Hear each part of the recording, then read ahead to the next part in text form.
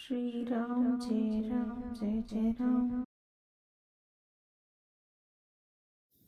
श्री वायुनंदनाष्टकम्। एकवीरं महारौद्रं तप्तकाञ्चनकुण्डलं लम्बवालं स्थूलकायं वन्देऽहं वायुनन्दनं। महावीर्यं महाशौर्यं महदुग्रं महेश्वरं महासुरेशनिर्घातं वन्देऽहं वायुनन्दनं।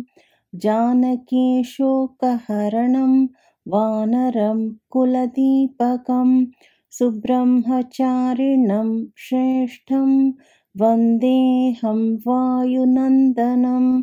दशग्रीवस्य दर्पघ्नं श्रीरामपरिसेवकं दशदुर्दशहन्तारं वन्देऽहं वायुनन्दनं। लङ्कानिशङ्कदहनं सीतासन्तोषकारिणं समुद्रलङ्घनं चैव वन्देऽहं वायुनन्दनं।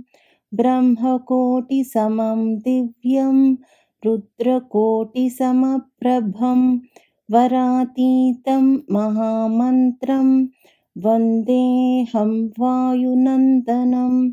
शतकोटिषु चन्द्रार्कमण्डलाकृतिलक्षणम् आञ्जनेयं महातेजं वन्देऽहं वायुनन्दनं।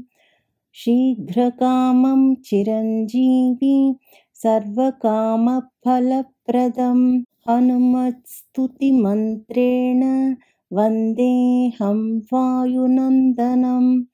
इति श्रीवायुनन्दनाष्टकं सम्पूर्णम्।